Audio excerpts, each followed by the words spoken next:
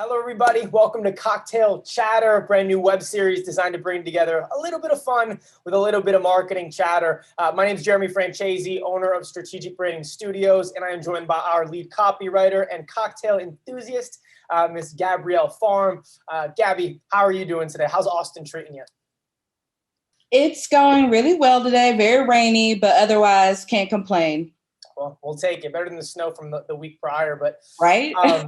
Guys, everybody, thank you for tuning in, whether you're seeing this on LinkedIn, Facebook, IG, YouTube, wherever this ends up being. It's something that we're trying to do, have a little fun, and both enjoy the fact that we're growing, bringing on some new folks, and the fact that we want to make sure that we're bringing together a little entertainment and a little educational value. So let me set the record straight and give you some expectations for what this series is going to look like, okay? And so our goal is to really, in these short little segments, 10, 15, 20 minutes, do a little bit of fun on talking about how Gabby likes to make her cocktails and a different take on something. Maybe if you have a cocktail of your own or you need to pause it, go get yourself a drink. These will be coming out on Thursdays. Let's have some fun and enjoy ourselves. And then we'll put the other side of the conversation to really marketing and try to draw parallel, a little inspiration from the cocktail recipe into the marketing strategy. At the end of the day, a lot of virtual movements have taken place. And so digital is top of mind for a lot of executives, owners, nonprofits, and they're trying to figure out, how do I connect with people online? Our hope is this short segment can be a little bit of fun, but a productive use of time nonetheless. So today we're going to go through a cocktail of Gabby's choice. We'll go through a little bit of marketing tips and tricks that can help you, and we'll go from there. So let's start with here. Gabby, what are we making today? Today we're making a classic old-fashioned. Love and it. What you'll need is bourbon, and I'm using Woodford Reserve. It's one of my favorites. As you can see, the bottle's almost empty, so guilty. There you go. Love it. You'll also need simple syrup, bitters, a little thing of water, and orange slice, and along with cherries. But we're only using one cherry, but I'll go ahead and get started. Sounds good to me. So first you'll need 2 teaspoons of simple syrup. And if you have a bar spoon, you could easily just use the bar spoon to make your measurements. And simple syrup just kind of gives it a little bit of that sweet taste to it to knock some of the booze that you're adding to it. And then you'll also want to take 1 teaspoon of water. And along with that, 2 dashes of bitters. Different bartenders and different mixologists go in different order, but at the end of the day, it becomes an old-fashioned once you put the bourbon and everything else in it. So 2 dashes of bitters. Is this your cocktail of choice, Gabby? Are you an old-fashioned gal? Oh yeah, I am totally a whiskey person and an old-fashioned gal all the way. Love it.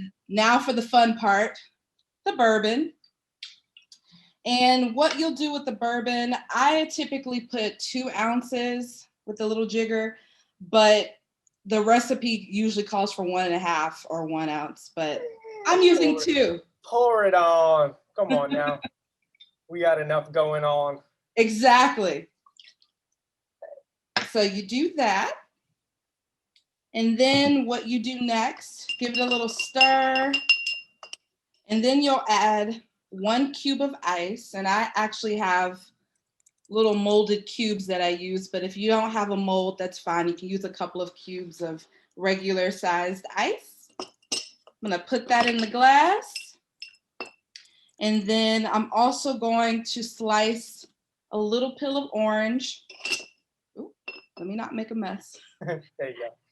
And with the little slice that I have, just the skin, rubbing the outside of the glass so that it picks up the orange zest notes. And from there, you'll add 1 of your cocktail cherries.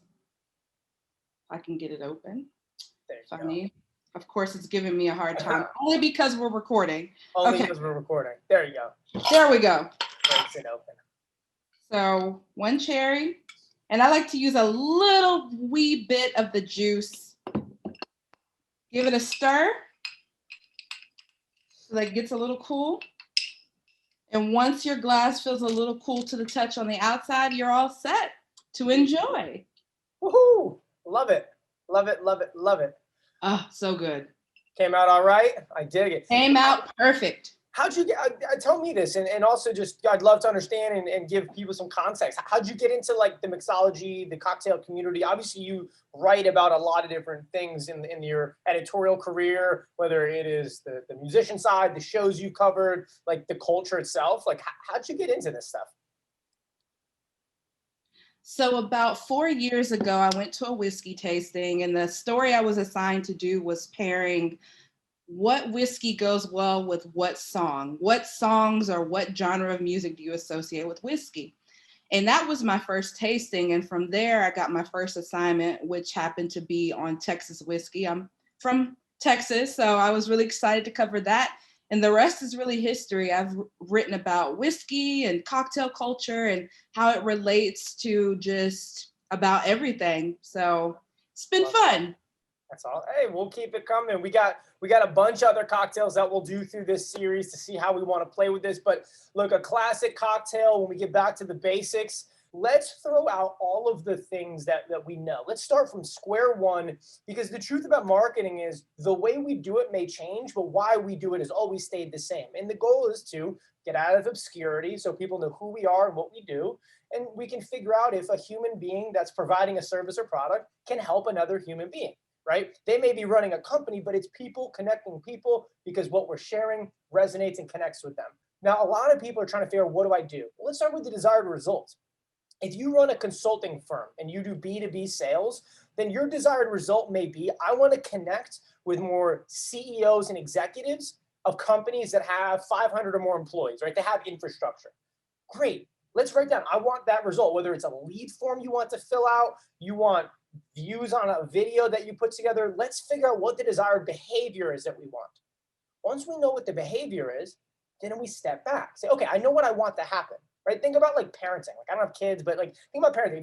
If you know what you want your kid to do, then you can step back to figure out, how do I make them do that, right? Instead of focusing on what you want to tell your kid first, think about what you want their behavior to be after you've already said what you're going to say. Right? So we know the result. We know what we want to accomplish. Once we know what we want to accomplish, then we think about, well, who are we trying to communicate with? If we know, okay, C-suite executives at these companies, great. Now, where is that person spending their time and attention, right? So we know the result we want to take place. We know who we want to communicate with. And now it's about, where are they spending their time? So in this environment, I'd say get in LinkedIn and get deep into it, right? How do we figure out how to get in that environment and communicate? That's where you transition, starting to build your strategy, right? Now you know what you want to happen, you know who you're trying to connect with, and you know exactly where they spend their time and attention. That'll help you decipher between, do we do SEO, do we do digital with content, a podcast, LinkedIn, TikTok?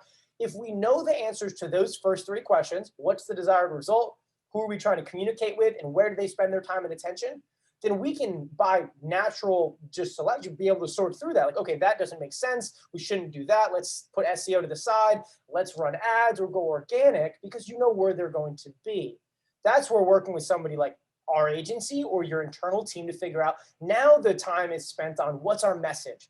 Now that we know what we want to happen, we know who we're trying to reach and build a connection with, and we know where they're spending their time. Now the question is, what do we need to present to them in that environment to get their attention?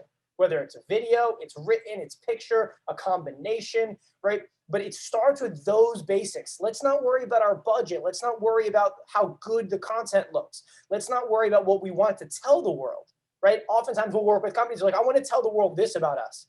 Well, I get it, but let's step back and figure out, what do we want to happen? What are we trying to communicate with them, or who are we trying to communicate with? Where are they spending their time, right? There's nothing worse than trying to communicate to somebody that's not even in the same room as you. We get through those first three, then we build a strategy from there to build a compelling message. So when we're in that environment, we're saying the right thing to the right person in the right place at the right time. Because at the end of the day, ain't that all marketing is? Do you know what cocktail number 2 is? Anything that we can tease them with? Sidecar. Sidecar. All right, well, we know what's up next. So that means that next Thursday when this drops, grab a cocktail, come ready to rock, and we'll be here waiting for you. We have Gabrielle Farms. My name's Jeremy Francesi. We'll see you soon.